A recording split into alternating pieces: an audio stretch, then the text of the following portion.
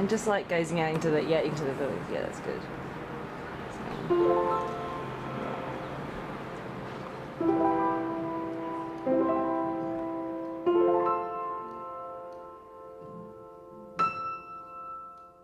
So my adoption agency was ESWS, and the Goal staff took us like about 5 people there. So there was me, there was another girl from Australia, and there were a few like Americans and a Danish guy.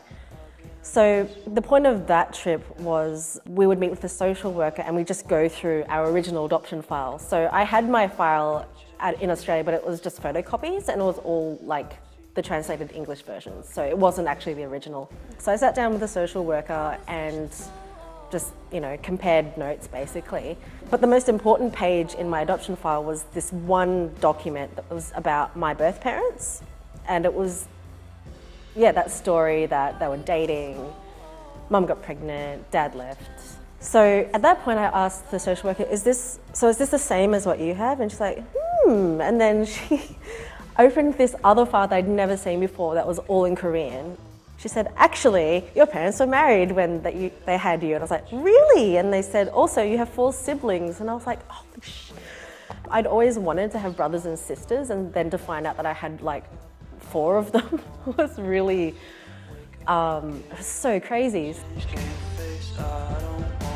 Goal organised for me to go to where I was born, because I knew that now, with a translator, and they said just go to City Hall, go to the police station, community centres, anywhere, and just kind of ask around, because someone might know your parents. And we were just kind of wandering around the police station, me and the translator, and we saw a sign that was literally said family search.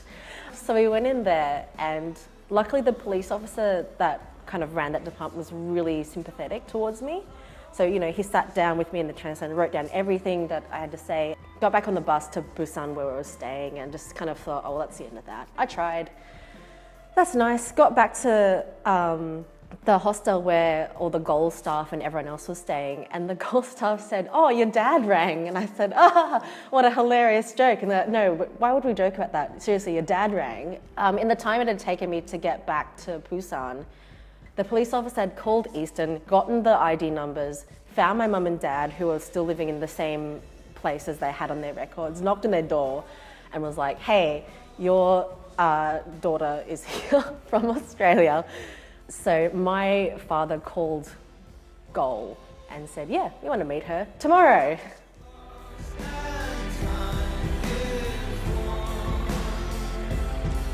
After we met, I got their Kakao Talk IDs. That's the instant messenger app that everyone in Korea has.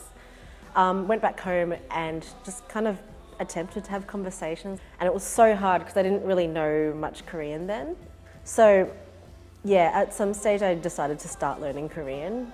I guess there was a few months when I was back home and I just felt really like stressed and restless, and I was really snappy and grumpy. And then I realized, I need to go back to Korea. I only spent like 3 days with my birth family, and that's not very long. I went back about maybe 6 months after I met them, like maybe once or twice a month. I'd go do something with my birth families. Sometimes I went to their place on Koje and would stay at their apartment. Usually my sisters come down every week. Well, at least one of my sisters comes down to visit like nearly every weekend. So there's always like one of them there. Our bonding in the beginning was just doing stuff because we couldn't really communicate that well. The best time I had with my family was kind of near when I was about to leave and go back to Australia. My uncle on my mother's side, he organised this massive family trip for all of my mother's side of the family. That trip was really amazing. That was a time when I felt like I really bonded with my family, because they're really talkative and loud and get drunk and sing all the time. And I was like, I found them, my people.